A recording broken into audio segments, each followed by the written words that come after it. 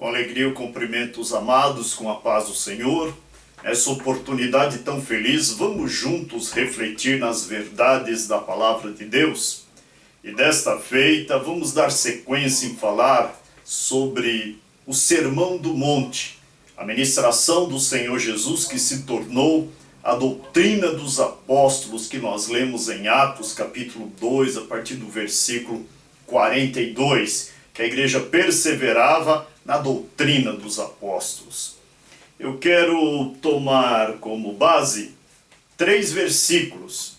Então, no Evangelho de Mateus, no capítulo 5, os versículos 14, 15 e 16.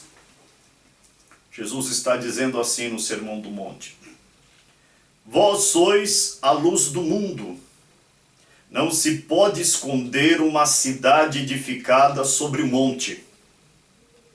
Nem se acende a candeia e se coloca debaixo do alqueire, mas no velador, e dá luz a todos que estão na casa.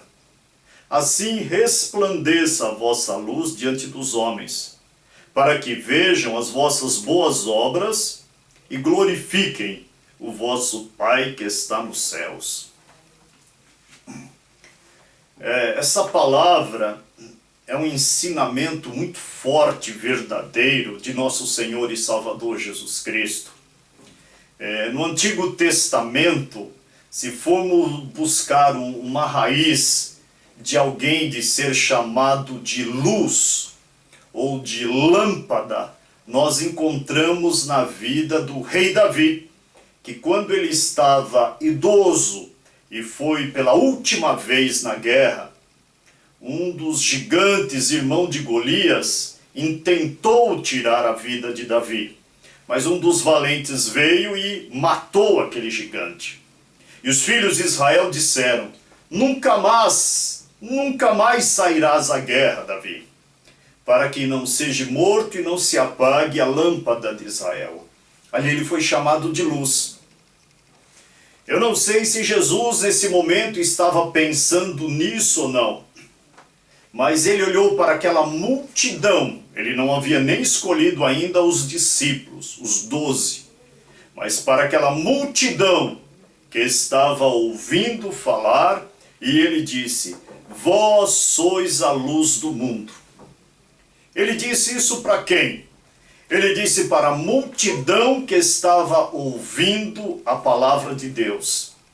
Bem-aventurado é você que dispôs desse tempo para ouvir uma breve reflexão da palavra de Deus.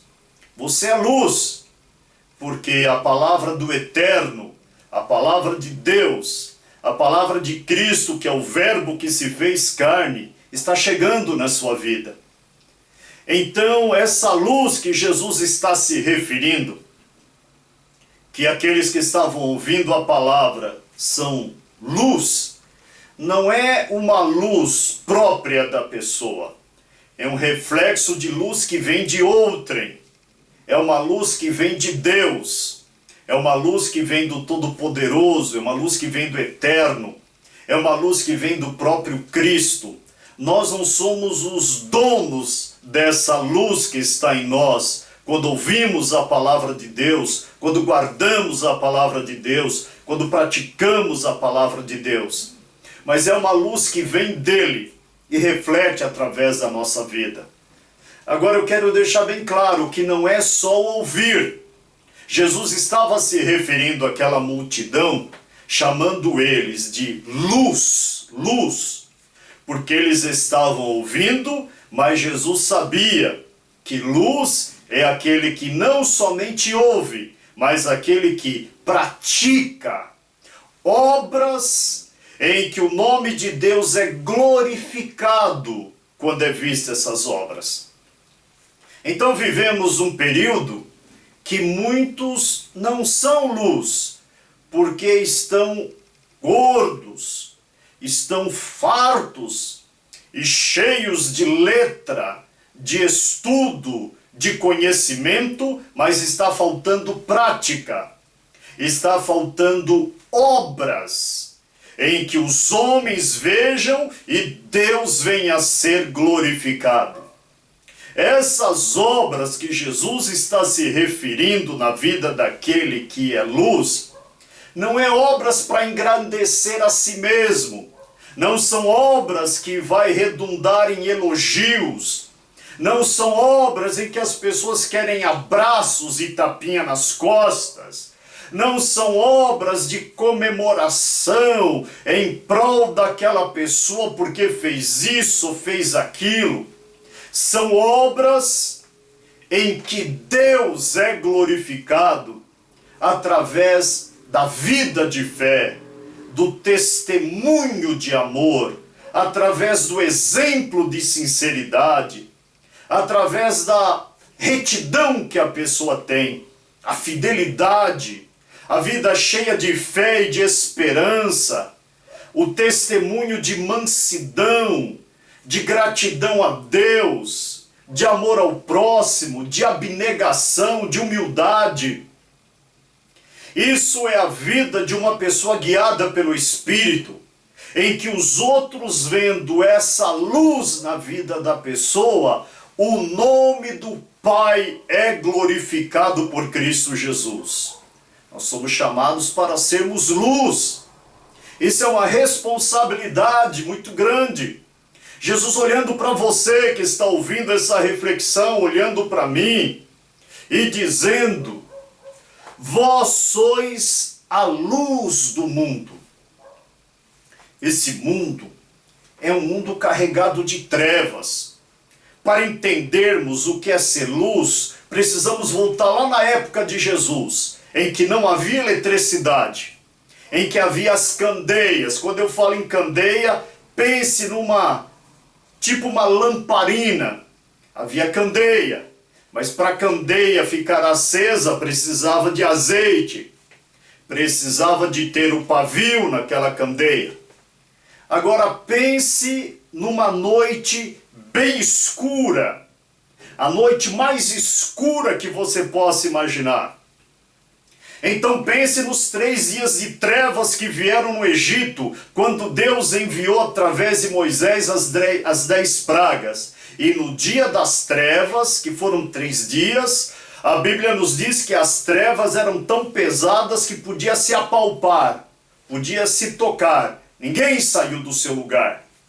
Não houve refeições, não houve alegria na alimentação, nem no beber vinho, tomar água, não houve, por causa que eram densas trevas. Então, a vida espiritual das pessoas nesse mundo é de densas trevas, trevas fortíssimas. Agora, no meio dessa escuridão, no meio deste negrume, no meio dessas densas trevas, Jesus olha para você e olha para mim e diz: vocês são a luz, vocês são uma tocha, vocês são uma lâmpada, vocês são a luz do mundo. É uma responsabilidade, porque nós precisamos brilhar, e esse brilho não é de nós mesmos, é de darmos lugar ao Espírito Santo e não vivermos segundo as concupiscências da carne, nem segundo as concupiscências dos olhos, nem segundo a soberba da vida, porque as coisas desse mundo não são do Pai, mas do mundo. E o mundo e a sua concupiscência passa, mas aquele que faz a vontade de Deus permanece para sempre, vai ser luz, vai brilhar, vai ter boas obras, vai ser diferente desse mundo. Jesus nos chamou para brilhar nesse mundo. E Ele mesmo disse: eu sou a luz do mundo. Quem me segue não andará em trevas, mas terá a luz da vida. Essa luz da vida que Jesus se refere é como a luz do dia, é como a luz do sol. Jesus é a luz da vida. O Senhor se referiu a João Batista, dizendo que ele era uma luz. Ele era uma tocha que ardia, ele era uma lâmpada, mas que Jesus é a luz verdadeira. E Deus o Pai, aquele que faz diferença entre luz e trevas, porque foi Ele que no livro de Gênesis capítulo 1 disse: haja luz, e houve luz. E viu Deus que a luz era boa, e fez diferença entre luz e trevas. A luz é boa. Jesus nos diz que nós somos luz. E ele está dizendo, não pode se esconder uma cidade edificada sobre o monte. Então olha-se numa cidade, nos dias de Jesus, edificada sobre uma montanha, já havia logo as tochas de fogo. Tinha luz naquela cidade, não dava para ficar escondida. E Jesus diz que também a candeia dentro de casa, ela não pode ficar no alqueire, ela não pode ficar escondida.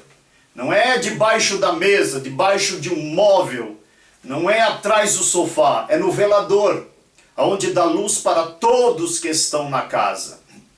E o Senhor diz, assim resplandeça a vossa luz diante dos homens. As nossas obras em Deus, elas precisam aparecer. Não é que nós vamos forçar, mas o brilho do Senhor vai radiar através da nossa vida. E o nome do Senhor vai ser glorificado. Sem precisarmos nos autoelogiar. Sem precisarmos fazer as coisas para aparecer. Sem precisar que se toque trombeta naquilo que fizemos de obras de amor, de piedade, de repartir, de ajudar ao necessitado. Mas como o Senhor nos ensinou, que a nossa mão esquerda não saiba a boa obra que a direita fez. Mas se somos luz, essa luz vai ser refulgente, essa luz vai brilhar. E Jesus diz, assim resplandeça a vossa luz diante dos homens, para que vejam as vossas boas obras e glorifiquem a vosso Pai que está nos céus. Que possamos ter obras de justiça, que possamos ter obras de fé, que a nossa fé não fique só em palavras, que não venhamos ser aqueles que têm muita falácia, muita conversa, são verdadeiros religiosos em palavras, mas não têm prática de vida. Que as obras de Deus apareçam em nossas vidas.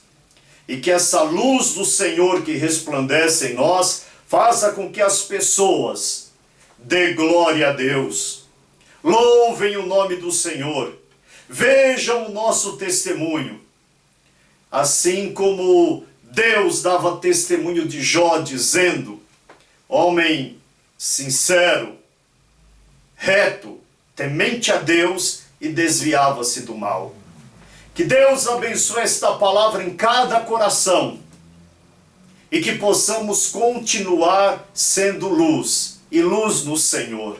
Deus abençoe a todos. Amém.